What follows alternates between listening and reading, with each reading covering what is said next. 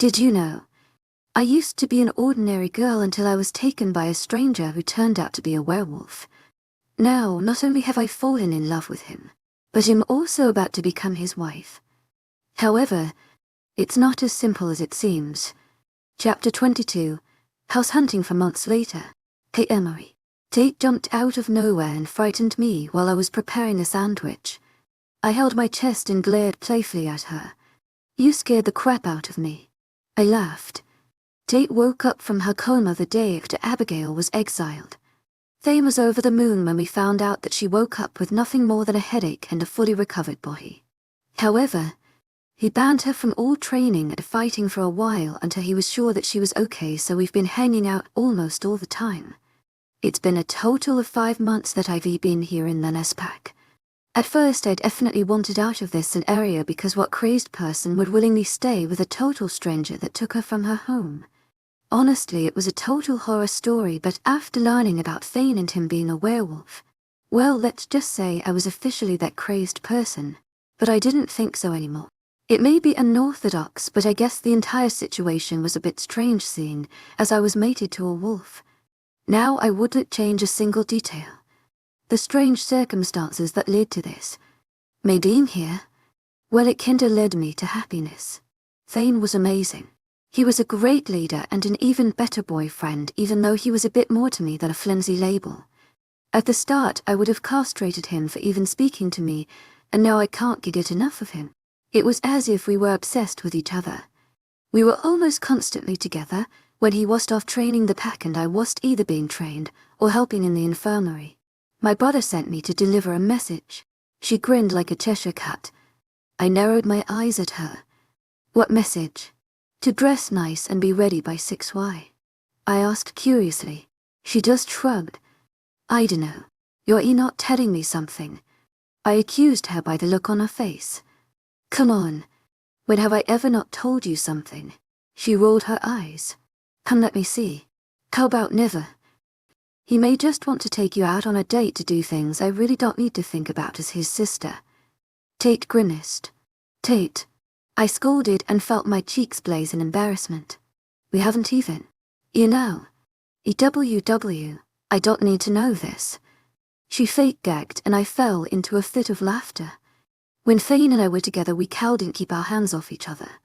I was honestly surprised we haven't committed the deed yet, and that we both had to restrain ourselves to stop whenever things were getting heated.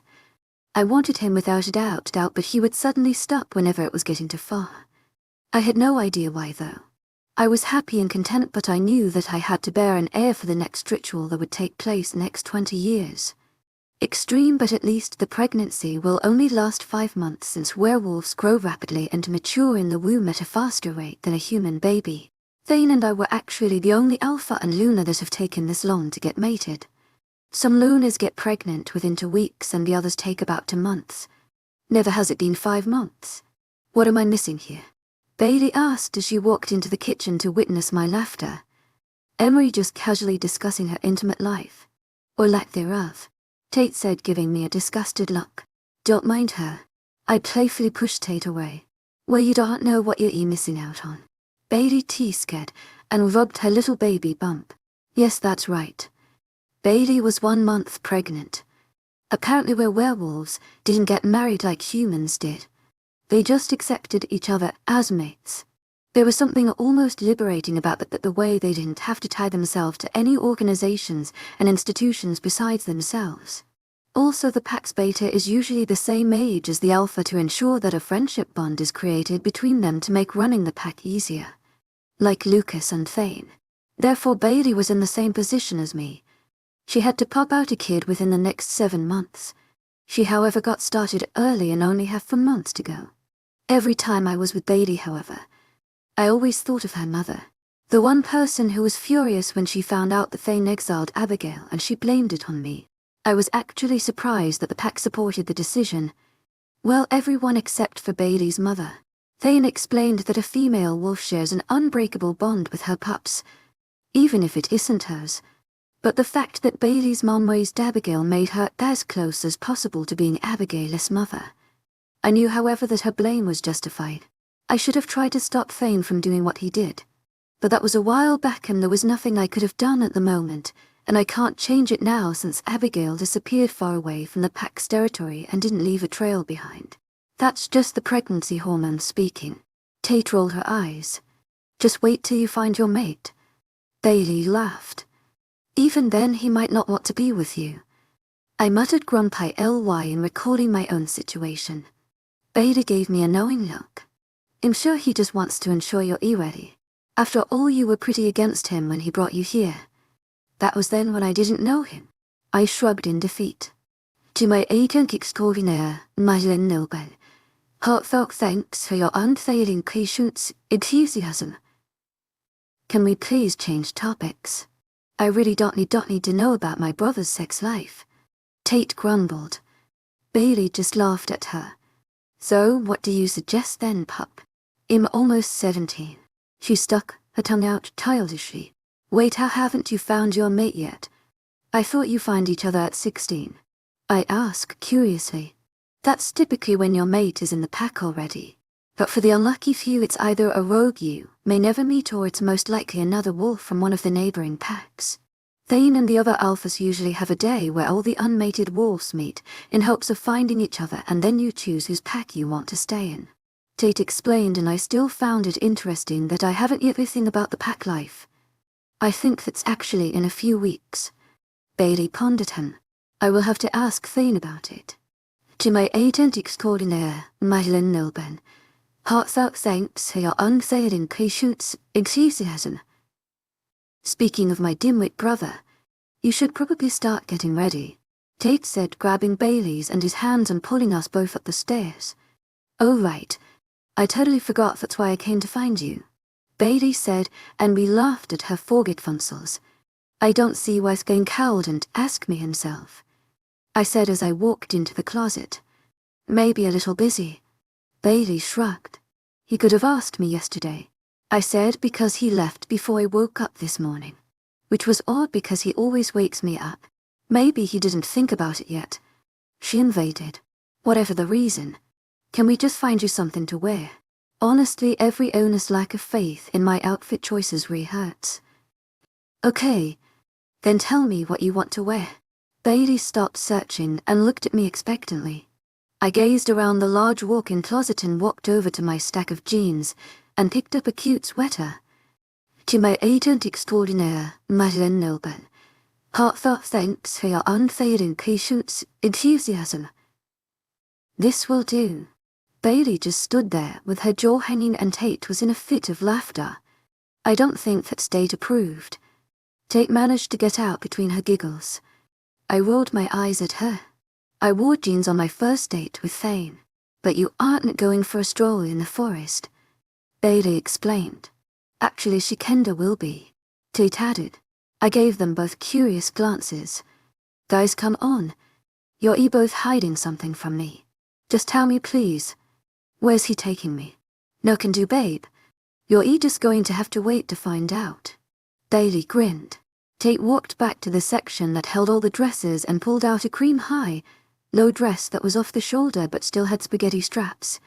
It was a floral pattern with hibiscuses and leaves that decorated the entire dress in the variations of browns and pinks. This is the dress. Tate smiled at me. And this is the shoe, Bailey said, picking out a pair of blush pink heels that tied into a bow at the ankle. Wouldn't she get stuck in the dirt? Tate questioned. That's why the heel is broad, Bailey answered. Do I even want to know what's going on? I hesitantly asked. Trust me, you aren't going to get an answer, Tate smirked. I raised both my hands in surrender. Fine. I'm going to take a shower. Don't forget to shave, Bailey called after me. I hopped into the shower, washed my hair and scrubbed my body clean. When I came out of the shower, I noticed a silk robe hanged on the back of the bathroom, all with a sticky note saying, "Put this on." I dried my body and towel-dried my hair before slipping on the robe and exiting the bathroom. Bailey and Tate were by the vanity table waiting for me. Come on, sit. We don't have much time, Bailey commanded. I rolled my eyes but complied anyways. Seriously, guys, this isn't necessary. I don't do the makeup thing. Oh, hush, would you? Tate shushed me. Okay, but please go light. I begged. Bailey mumbled. Without another word, Tate blow-dried my hair and gave it a few loose curls before she braided a section of the right side of my hair and pinned it up to the back of my head that resembled a crown braid, but it wasn't. After that was done, Bailey applied a neutral makeup look for me, and by the time they were finished, I had 10 minutes to change. They left me be while I changed into the dress and did up my heels. I secure my ruby gem, crescent moon necklace back around my neck since I took it off for my shower, and I was finally ready for my mystery date. I walked out into the living room, Thane and I shared in with a whistle from Bailey. "Dan girl, you look hot. Then S never going to let you out of his sight when he sees you." Tate smiled and pulled me into a hug. "My girl's all grown up." Bailey smiled. "Okay, enough with the mushy stuff. Let's go find my guy." I laughed. Just as we reached the ground floor, the front door opened to reveal none other than Thane. He and I both stopped in our tracks when we saw each other. It was as if time froze and we were the only two people in the room. I took a moment of shock to admire him. He was impeccably dressed in a pair of jeans, a navy blue shirt and a brown suit jacket. It was actually the most professional he looked in all the 5 months that I've owned him, even though he was still wearing jeans. "Go on, girl," Tate whispered in my ear and gently nudged me towards Thane. We both snapped out of our reverie, and I saw Thane smile at me. "Hey," he said when I approached him. "Hey to you too," I said shyly. I didn't even know why I was being shy. "I really missed you today," he said, taking a step closer. "I missed you too." I cowled and helped but close the distance between us and threw my arms around his neck. "Don't you ever leave without waking me up first," I mumbled into his chest as he wrapped his arms around me. I felt his body shake with laughter beneath me. It wouldn't happen again. I lifted my head from his chest and looked into his eyes. "Good. Now tell me what's all this secret you have Bailey and Tate hiding from me. You're going to have to wait and see." He smirked before pecking my lips. "You can tell me now. You know, save ourselves all this drama." I tried to bargain. "Oh, you're not getting anything out of me." He smirked before unwrapping his hands from around me, only to take my hand in his. "Ready, my lady." I nodded and he walked us both out the door. "Have fun," they yelled out the door. But not too much. Tate headed it along. Thane chuckled at what they said as we walked down the driveway. "No car needed." I asked. "Not today." He grinned and led me into the forest at the left side of the pack house. "Where are you taking me?" I asked as I saw a pathway revealed just as we entered the woods. "Trust me, sweetheart. You're going to love it." "Hopefully," he said nervously. "You're being weird." I glanced at him curiously. He just laughed it off as we walked further along the pathway. "Just nervous." "Why?" I asked worriedly. "Is something wrong? Are there rogues? Do you need to go back?" I stopped walking. He cupped my cheeks and looked at me with reverence. "It's nothing of that nature, love. Don't worry, no one's in danger." "Are you sure?" I asked again. "Positive. Now quite worrying. Today's about you," he stated as he pulled me back along the pathway. "Why? Is it my birthday?" "I'm pretty sure it isn't." "It's not, love. Just stop guessing. That's like asking me not to breathe. You know I hate surprises. The suspense kills me." I grumbled.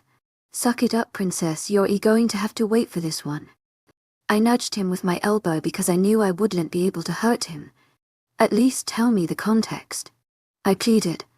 And he pondered my words. "How about house hunting?" "House hunting?" I asked stupidly. "Yup," he nodded. "But we already live in the pack house." "Thank you, Captain Obvious, but that's all I'm saying for now." He shrugged with a smile playing on his face. We walked and chatted for about 5 minutes before he stopped me. "Close your eyes." "Why are you going to shift?" I asked excitedly. "And if only I knew 5 months ago that you would actually be excited that I was a werewolf, I would have told you the day I met you." "Oh, hush," I scolded. He stepped behind me and placed one of his hand over my eyes and the other on my waist. "Can you see?" "As blind as a bat," I answered. I felt his lips on my ear as he whispered to me. "Okay, just walk forward and I will guide you. What if you walk me into a tree?" His laugh reverberated around the trees surrounding us. I wouldn't dare. Good. Now where should I walk? Straight ahead until I tell you to stop. We walked a few feet until he told me to stop. Are we here? I asked excitedly. Yeah, we're here. He removed his hand from my eyes and placed it on my waist. I opened my eyes only to be blinded by the setting sun glowing behind a large object. And that object was a house. A quaint, beautiful two-story house. It was a cabin house with screened doors and windows to the front. A few steps leading to the front door. An outdoor area to sit. A cute little garden off to the right side and a few birch trees scattered around. A garage was off the left side that led down to a driveway which extended into the road. There seemed to be a huge backyard and the entire property was surrounded by the forest. It was breathtaking in all its glory and the setting of the sun just created a homey ambience. Where are we? I managed to whisper out. How a new home, Thane said from behind me. I whipped around to face him. Home. He smiled at me nervously. Yeah, I was thinking that we would move out once we settled down on our own. What about the pack house? I asked curiously. Well, I don't think the entire pack wants to hear us together. He coughed out with a blush. I love it. I said to him to save him from his embarrassment. You do? He asked with pleading eyes of my confirmation. Yes, it's perfect for us. I grinned as I turned back around. I think it may need a little renovation though. I furrowed my eyebrows in confusion. What do you mean? The house looks brand new. That's because it is. Some of the pack and I have been building this since I turned 18. Almost 2 years ago. I turned back to him. You built this? I exclaimed. He nodded at me shyly. But why the renovations? I wondered. Because it made too small for our football team. Thane, that's not what's going to happen. I scolded him and felt the blush grow on my cheeks at his insinuation of many kids. What, the grand tour? He held his hand out for mine. Yes, squealed in excitement. Come on then. He grinned at me as we walked up the house hand in hand. We walked up the 4 little steps that led to the front door and walked in. The space was an outdoor area but blocked off by the screen windows that allowed the setting sunlight to flow in. To the right of us was a love seat, a few wicker chairs, a coffee table, a lamp and a few decorations to make it feel homey.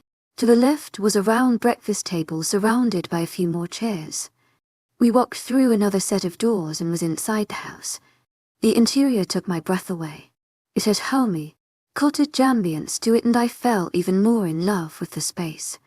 To the left was a stone fireplace with a mantel for the open living room and a few couches and coffee tables. To the right side held a wooden staircase that led upstairs but Thane pulled me further into the house. Past the living room area that led to a large dining table. That's the kitchen. Thane pointed to the left of us and through an archway held a large kitchen. And through those doors hold our bedroom. He pointed to double doors to the right of us. You know, I can't cook right. I laughed as he excitedly showed me all the appliances and whatnot in the grand kitchen that had a large counter in the middle. A candle chandelier hanging from the ceiling. A few windows surrounding the space and a door that led to the outdoor sitting area in front of the house that I saw. Lucky thing for you I can. He picked me up and placed me on the counter and moved in between my legs. Do you really like it? Thane, I love it and more because you built it for us. I wrapped my arms around his neck and leaned in to kiss him, but he just allowed me a peck before pulling away. Are you okay? I asked because of his strange behavior. He gave me a fake smile and pulled me off the counter and led me towards the bedroom. Come on, let me show you the rest of the house. Suffice to say, the house was perfect. I wouldn't change a thing. Our bedroom was very similar to the one we had back in the pack house along with an ensuite and a large walk-in closet, which to my surprise was filled with items to which Thane informed me was Bailey's doings and I needed new items. The upstairs held 3 bathrooms and 5 bedrooms, which was quite a lot, but I didn't say anything to the man who wanted a football team of a family. When we were finished with the inside, he pulled me through the doors that led to the backyard.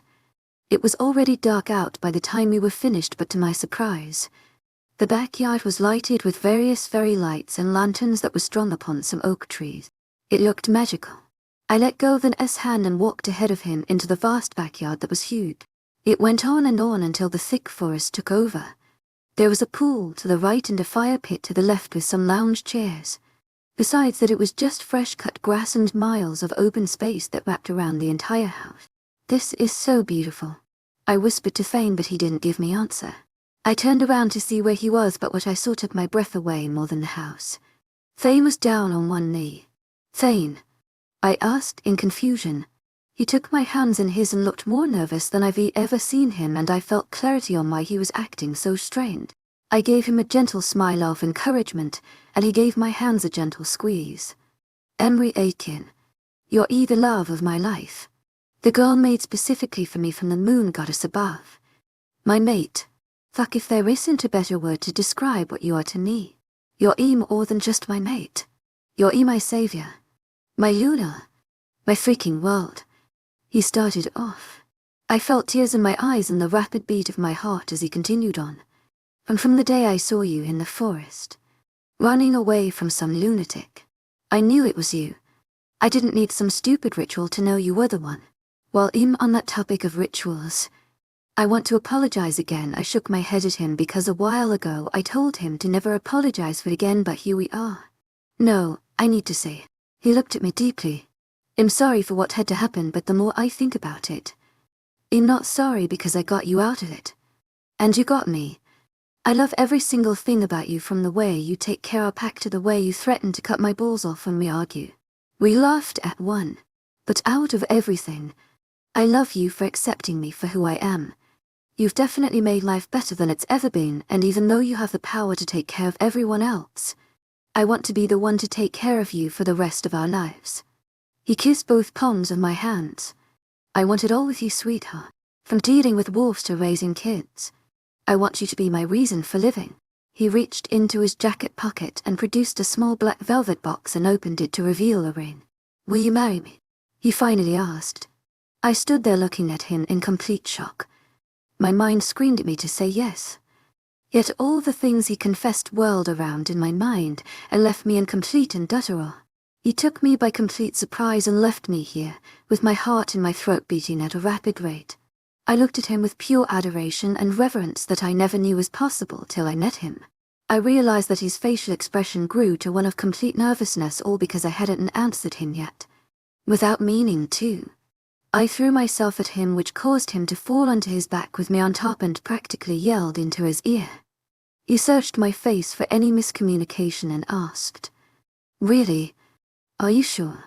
I laughed at his lack of confidence and smacked my lips onto his in a deep, passionate kiss that expressed all my emotions and thoughts that words couldn't fulfill. After a quick minute we pulled away, and I grinned at him. "Yes, I'm sure, Thane. You're mine and I'm yours, remember." He chuckled beneath me. "You nearly gave me a heart attack, you know that. I saw you were going to run for the hills when you went radio silent." He brushed some hair away from my face. "Can't get rid of me that fast." I grinned. "You forgot one thing." I raised my eyes in confusion. Pretty sure the only thing needed from me was a yes. "Your ring." He got me off of him and pulled us both up together to stand, and took the ring out of the box.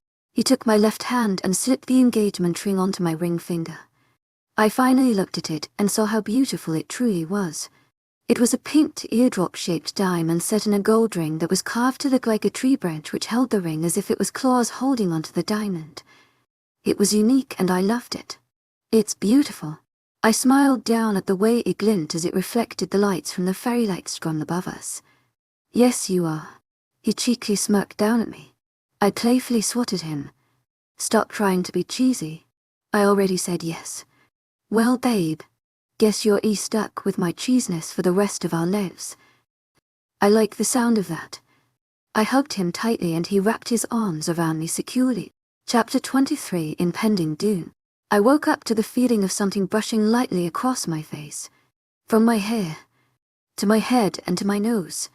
I gently opened my eyes to see a grinning Thane above me. "Good morning, love."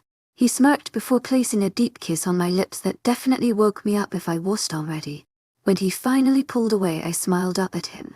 My fiancé. It was weird even thinking that. "To my agent extraordinaire, Madeleine Nilben. Heartfelt thanks for your unfailing patience, enthusiasm. I mumbled as I rubbed my eyes and sat up. I looked around the room and realized we were in a little house that Thane built for us. After he proposed last night, we just sat under the stars, covered in a blanket, and talked about any and everything. Since I was almost dead asleep, we decided to stay here, and it was our first time truly alone in a house. But nothing happened except for a heavy make-out session. How was your first night here? Thane queried. Amazing, I said, falling back into the bed and stretching my arms out. How are all your beds so soft? I swear it's like a cloud. He chuckled and corrected me. Our bed? Maybe I could kick you out and make it my bed. Do that and you wouldn't breakfast in bed. It was his turn to smirk at me as I flew up and saw a tray of delectable food placed at the foot of the bed.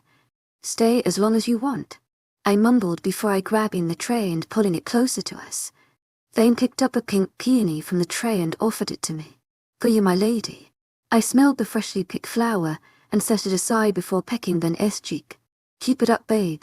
Thane just laughed before pushing the stack of pancakes closer to me. I ate like I hadn't eaten in a week and enjoyed my breakfast in bed. After laying around for a while, Thane decided it was time to go. We really need to get back now. My mom's waiting for you. I grumbled and just held on to him tighter. Why, I'm too lazy to get up. Something about wedding dress shopping. I looked him dead in the eye. To my agent extraordinaire, Madeline Nilben. Heartfelt thanks for your unfailing patience, enthusiasm. Yup, you have 5 days to get everything sorted. I glared at him. Oh wait, I can't prepare a wedding in a week. Are you insane? He just smirked at me. You have the entire pack to help you, and the wedding can be organized today itself if you already had a dress. I gulped at what he said. Today? Don't worry. I know you still need some time to wrap your head around how you scored such an amazing guy, but we're running out on time, love. He cheekily said. I elbowed him. Don't be conceited. I rolled my eyes at his arrogant smirk. I thought wolves didn't do the whole wedding thing, though. He nodded. We don't. But you and I are a different story. As you become the Luna, we have a ritual to perform to bind you into the pack officially. I cut him off.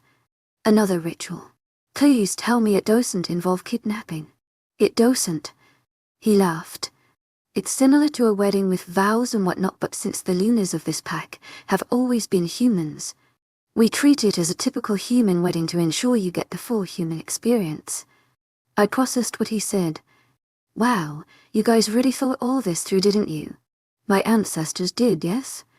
You don't have to wear a dress if you don't want to. But we still have to do the ritual to connect you to the pack and the moon goddess. You can even wear jeans if you wish, but I will be kissing my bride at the end. He winked. Honestly, it sounds kind of scary. He grabbed both my hands and said, Don't worry. It isn't anything you can't handle, and I'll be there every step of the way. Will you be the one in white?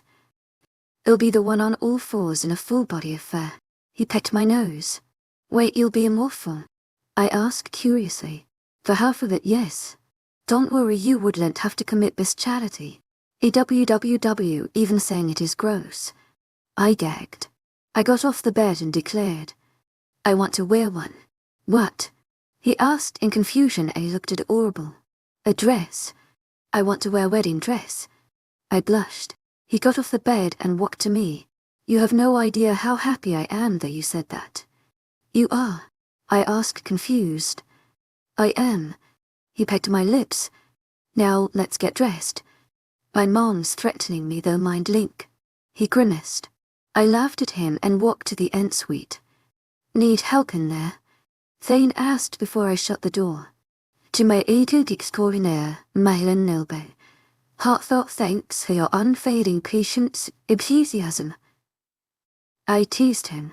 He looked as if he was in deep pain for my answer. I swear if I hadn't waited this long, I would have you in an instant. He exhaled loudly as I saw his eyes flash red, and he was trying to gain control. 5 more days, love. He smirked when he retained his control. I asked worriedly. I'm fine. He gave me a wink and cut me off as I was about to ask more. Just suffering from blue balls is all. I rolled my eyes at him and turned to the bathroom. That's your own fault. Congratulations. Everyone cheered as we entered the pack house. There were the regular pack members that stayed in the house, a grinning Bailey and Lucas Arms and then S family. I pulled Thane further into the house with me and thanked everyone who was there. When we were finished with all the pack members, Thane's little twin brothers, Thomas and Teddy, ran up to me and gave me a big hug. The 8-year-olds really liked me for some reason and I adored them. I wrapped my arms around them both only to be met with a growl from Thane. I rolled my eyes at Thane before letting the two go and lowering to their height. I cheered just jealous I like you both more. I smirked at a glaring Thane. He came to my side and lowered himself down as well. She hid her head on a tree, guys. She likes me more. He was actually the one to hit his big head. Right here. I placed my hand behind an S head and without him expecting, I hit him upside the head. Thomas and Teddy both got a good laugh out of that. To my agent extraordinaire, Myelin Noble, heartfelt thanks for your unfailing patience, enthusiasm. That hurt, what the? I placed my palm over his mouth before he could swear. Was't me. Blame your lack of coordination in the forest. IT scared. Before he could reply though, Thomas got in. Are you two really getting married? I gave them both a smile. Yes, we are. What Teddy said next was unexpected. But why? He asked with complete confusion as I couldn't help but giggle at his innocently confused expression. Because she's my mate. Thane said, pecking my cheek. EWWW, they both covered their eyes. I grabbed both their hands in mine. Thane and I were paired by the moon goddess and we must respect her wishes. Shouldn't we? I asked, to which they both nodded. Precisely. So Thane asked me to marry him and become a part of his family, and guess what? What? They both asked. That means I'll become your sister. I smiled at the expression of complete awe. You'll actually be our sister? Like Tate? Thomas asked in merriment. Yes, and I hope you two are happy to accept me into your family. Yes, of course. We're going to protect you from all the meanies. Teddy grinned and wrapped his arms around my neck. Glad to hear it, kiddo. I smiled at their sincerity as if they would take on the world for me. Wait, Thomas said. Wouldn't you be an S sister as well? I laughed and thought it over before explaining, but Thane got to him first. No, buddy. She's going to be married to me as my wife, which makes her a part of the family. Therefore the way you treat me as your brother. Because I am, she will be like your sister. He ruffled his hair. Oh, Thomas said in understanding. Welcome to the family, Emery. He smiled and hugged me as well. Thanks, sweetie. I hugged the two boys and Thane jumped into the group hug and gave the three of us a bear hug. After the awkward hug because of Thane and his kneeling position, we all dismantled and I stood up to be encased in yet another hug from Bailey as the boys ran off. Oh, you said yes. Bailey squealed. Congrats, man, and to you, to Emery. Lucas said to both Thane and I. Thank you, Lucas. I smiled to him and Bailey. Wait, you knew. Why didn't you tell me? I accused Bailey. She just grinned at me. Because we were under Alpha Command. Cal didn't say a word. But I wouldn't have told you anyways. Come on, you're only to get proposed to once. How could I spoil the surprise? I guess you're right, but I can't believe you actually kept the secret. I laughed because Bailey was horrible at keeping her mouth shut. Sorry to interrupt, but I need to speak to both of you now. Then S father said to Thane and Lucas, oh, and welcome to the family, Emery. He pulled me into a side hug before walking towards the Les office. Thane gave me a brief smile before walking off behind his father with Lucas. What's wrong? I asked Bailey curiously. She looked just as confused as me. I don't know. It's nothing to worry about, dear. To my agent extraordinaire, Myelin Noble, heartfelt thanks for your unfailing patience, enthusiasm. Then his mother assured me before pulling me into a hug. Finally Thane proposed. I was starting to wonder what was taking him so long. She pulled away with a huge grin. Welcome to the family, dear. Thank you, Anne. I smiled with her. You can call me Mom if you want to, she said gently because she knew I was missing my parents right now. After all, she's been through the exact thing.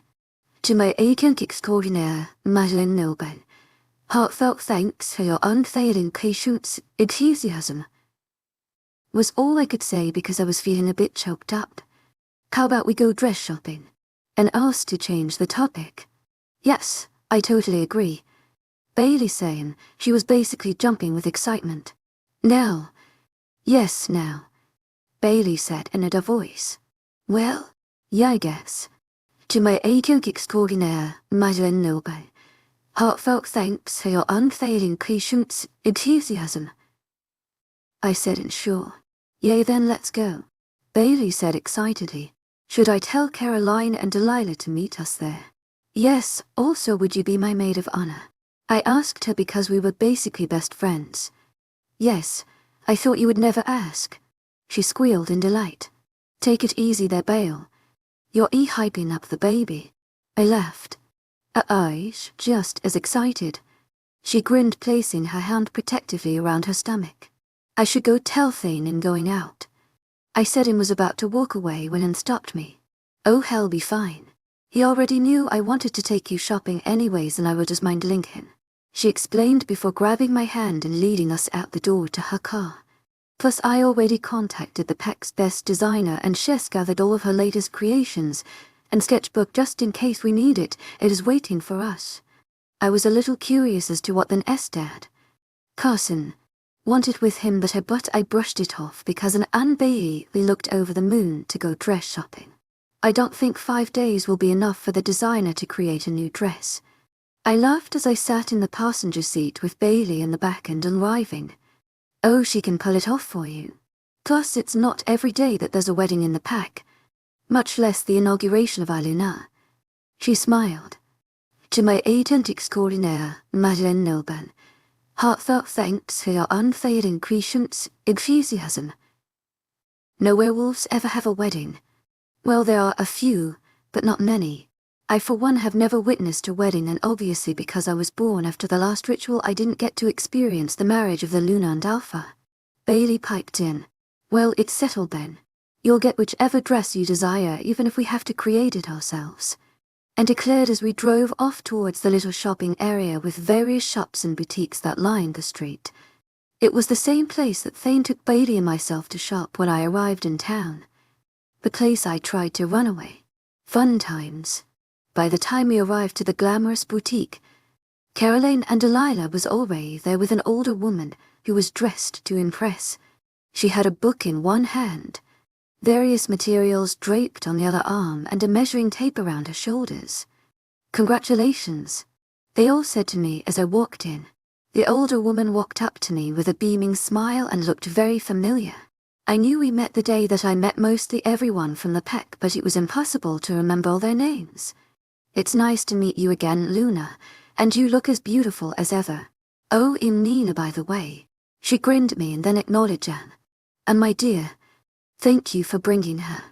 It is my absolute pleasure to serve my past and present Luna. It's lovely to see you again, Mina, and thank you for accommodating me last minute, I said nervously. And you can call me Emery. The whole Luna thing is a bit too formal. Oh, nonsense. You're Ima Yuna, and I will address you as such, Mina stated. Now we must find you your dress and also dresses your bridesmaids. Do you know who you want as your bridesmaids? Anne asked. I nodded and turned towards Caroline and Delilah. Would you both be my bridesmaids? Delilah squealed with excitement and Caroline gave me a smirk because she was too much of a badass to react with a squeal. We would laugh too, Delilah said with joy. And Bailey's my maid of honor, I informed Nina. Now that it's settled, how about we go find you that dress? Nina winked and pulled me off into her showroom. There must have been hundreds of white dresses that lined numerous racks in the large room. Every kind of fabric, style, cut, detail, and varying colors of white, blush, gold, and ivory could be found. There were vintage designs, modern pieces, and even fairy tale looks. I was dumbstruck. How do you have this many dresses when werewolves don't get married? I curiously asked. I ship them out all over the world. This pack runs like any other part of the world. We import and export. she explained. I nodded in understanding before following her in looking through the racks. So what kind of dress do you envision for yourself? Mina asked. I never thought of it, so I have no idea. Any specifics you think you might like? I'm open to anything. I laughed at her incredulous expression. Okay. How about you look through this book? She handed over a wedding dress catalogue to me, and I will find a bit of everything for you, and if need be we can create a perfect dress from scratch. Before I could get a word in, Made mind linked two of her employees to come into the showroom. One escorted me to a dressing room and the other began to help Mina look for my dresses. I took a seat as the other employee left me to help Mina. I opened the large magazine and was overwhelmed by the number of dresses. First then proposal, and now I'm looking for dresses, but the only thing that kept trotting through my mind was my parents and my sister. I knew I was never going to see them again because it was a danger for the pack and myself if anyone discovered us, but I couldn't help but miss them. My mom would have wanted to help with every detail of the wedding. My dad would have wanted to give me away and give Thane his blessings to marry me, and my little sister would have wanted to be my bridesmaid. Even if it was a conventional wedding, it was still a special day for me. I pushed back my homesickness and focused on the task at hand, finding a dress. It was only 5 months ago that I was in this exact position, except it wasn't for a wedding. It was for the ritual to the beast. To my agent extraordinaire, Madeleine Nilben, heartfelt thanks for your unfailing patience, enthusiasm. A different time, a different occasion. I was still confused as ever in the dress department. Before I could even get through a quarter of the book, Mina and her 2 assistants came back all loaded with different dresses. I sat gaping at all the dresses as they hanged them all on the wall across from me. To my agent extraordinaire, Madeleine Nilben, heartfelt thanks for your unfailing patience, enthusiasm.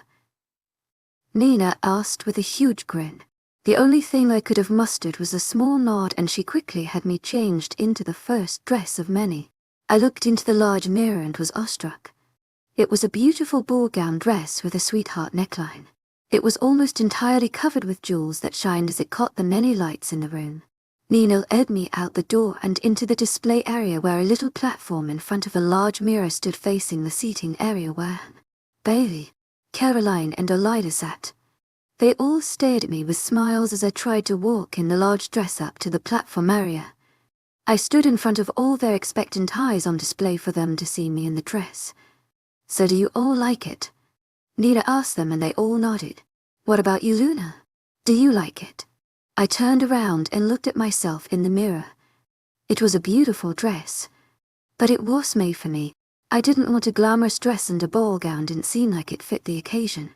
The dress is beautiful, I stated as I turned to Nina, but it's just not for me.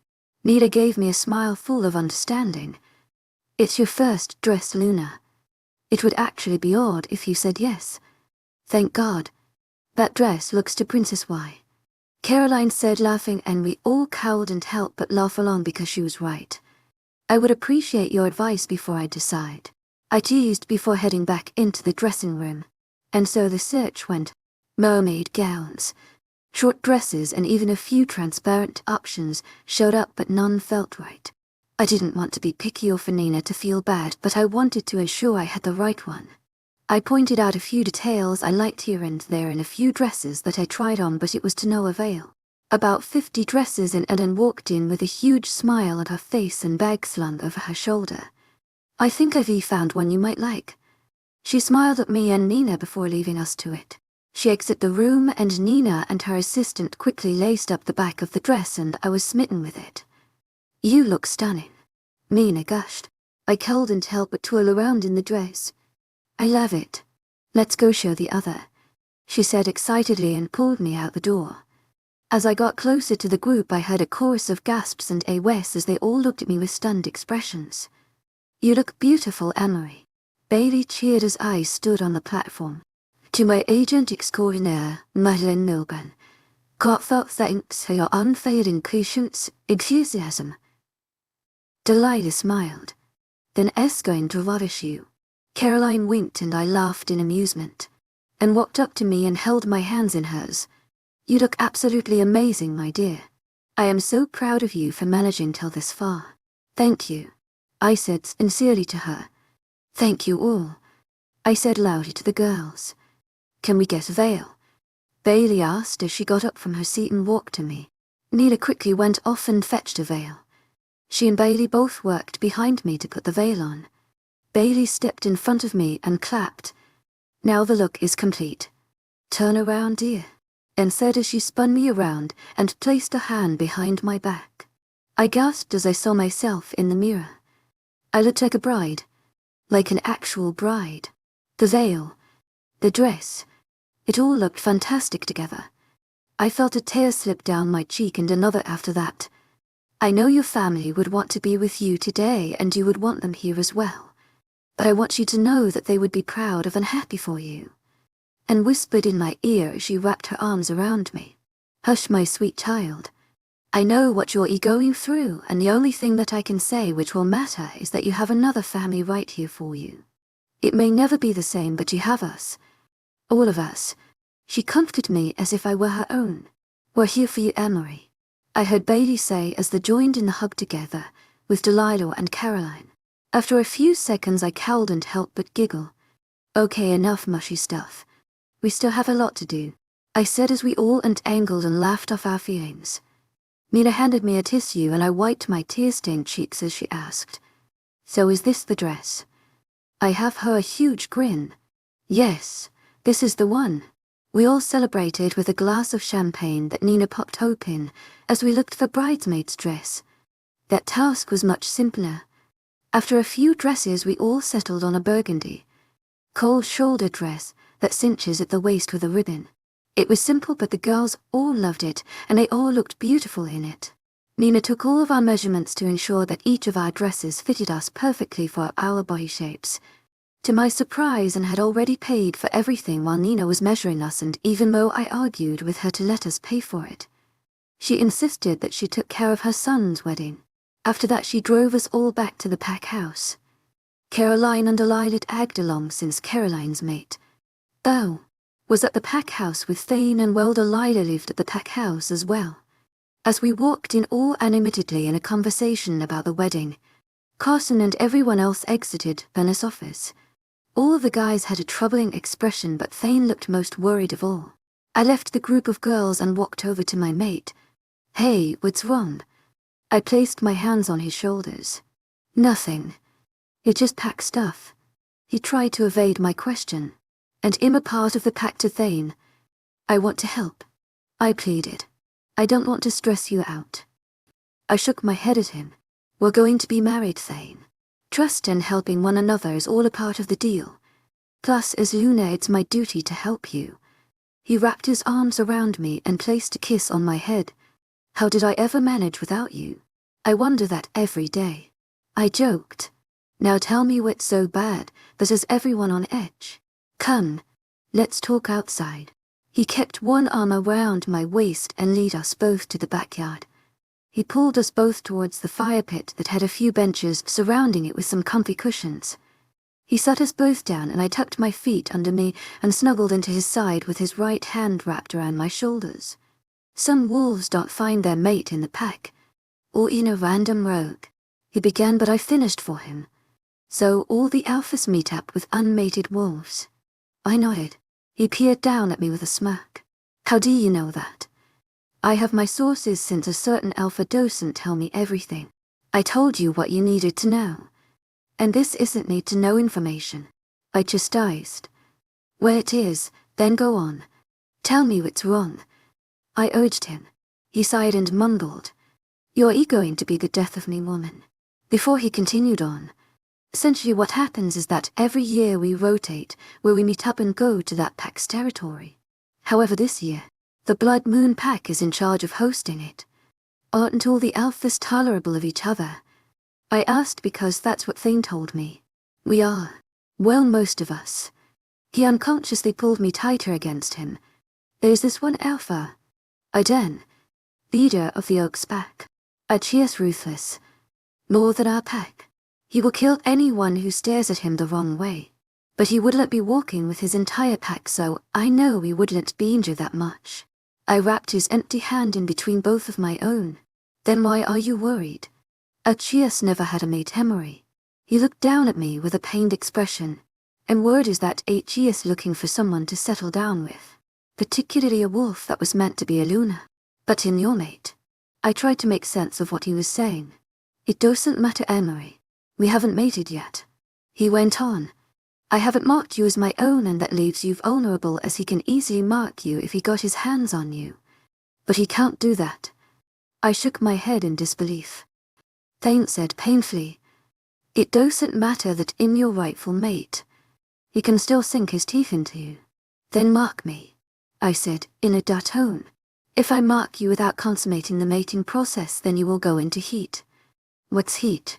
I asked curiously. Your e-body will go to an exasperatingly high temperature, but you wouldn't be able to bear it until we have sex. But the worst part of it is that unmated and mated wolves will want you like you're the last piece of meat left on this earth. He looked angry as he said it. I wouldn't put you in that danger. Then don't. Let's do it, Thane. Or, I said him. He just shook his head at me now. I didn't wait this long just so that we can have a quickie because some alpha wants a mate. I waited for the right moment, and I expect to keep to my word to make this as perfect and as humanly normal for you. Thane. Humans have sex when they're teenagers. I laughed. It's typically awkward. Weird and fast. He looked at me uncertainly. Have you ever? He trailed off. I laughed at his cute expression. No, let's just say I've been waiting for the one. Good. Because I didn't want to have to kill some human. He shrugged unapologetically. I tried to change back gears on the matter at hand. Seriously, Thane. We don't need 5 days. I will want you just as much as I do right now. He looked at me with pure adoration. Even if we mate, Aiden can still challenge me. My eyebrows furrowed in confusion. Please explain. He can challenge me to a battle to become alpha of our pack, which essentially means killing me and taking the pack as his. But you said he wouldn't have his pack with him.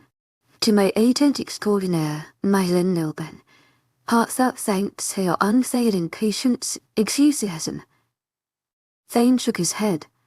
No, if he challenged only the alpha, then only he and I would fight without any help. He can fight me until I either die or submit to him. If I die and we're mated, then HED kill you too, or if we aren't mated, then I wouldn't be able to ensure you're alive. He looked into my eyes. And if I submit, then I get locked up and he can take you as his Luna. How are you so sure he wants me? Because you will be the only Luna in attendance. He wouldn't much of a variety, Thane said angrily. Then don't die and don't submit. I pleaded with him. I wouldn't die. He mumbled out. But I will submit if it means keeping you alive and well. I prefer death than being with anyone else. Don't worry. I wouldn't let him touch you, he said, but looked off into the distance with a pain expression. But if he does challenge me, I want you to find Tate. She and Caroline will take you away before Aiden and I start fighting. If we aren't mated, it would be easier for you for leave. They'll keep you safe. He shifted his gaze back to me, and I could see the painful expression on his face. What about everyone else? Your mom, your brothers, Bailey, the entire pack you. I said and felt my tear duct swell up, but I refused to cry. My dad's getting a few guards to go with my family, but it would be safer for everyone to stay in the pack under protection. The less people with you, the faster you will be able to move. Can't you deny the challenge? I'm sorry, sweetheart. It's just not how things are done. I threw both my hands around his shoulders and stuck my face in his neck. I'm not leaving you, Thane. You can't make me. He held me tight. I'm sorry, love. I wouldn't have you with Aiden. Not even over my dead body. I shook my head. He wouldn't challenge you. I will ensure of it. Whatever you're planning, stop it. You aren't leaving my side for the 2 days that they are here, he commanded. Then you clearly don't know me well enough. I snickered. He pulled me back so that he could see my face. I mean it, Emery. I want you nowhere near another alpha without me. Lucas. Oh, all my father by your side. I understand, Thane. Don't worry about me. Just make sure not to encourage a challenge. I commanded him. I wouldn't. I vowed to keep you safe and that I will. He promised. Great, now when will our guests arrive? Thane said without a smile. Thane, give a girl a warning, would you? I scolded him. One more thing. He looked at me with hesitation. Please don't tell me there's another alpha who's trying to kill you. To my agent extraordinaire, Madeleine Noble, heartfelt thanks for your unfailing patience, enthusiasm. No, that's not it, he said before taking both my hands in his. The other packs have no idea that I've powers, because that would put you in danger, as you would be an asset to their pack. Especially since we aren't mated and you can't mind link me. You would be in danger. So whatever you do not, under any circumstances, use your powers, even if it is in dire need. He pleaded. I nodded my head in understanding. They'll try not to. He gave me a smile. Great, and while you're at it, stay out of any danger that can letting hurt and getting hurt and healing quickly, my clumsy mate. I feigned hurt with a gasp. How dare you? I leapt at him, which caused us both to fall off the bench and onto the grass, laughing as we momentarily forgot about Aiden and the impending demon they bring. You're stronger than him. Thane, you can take him. I whispered to him. I hope you're right. He gave me a half-hearted grin.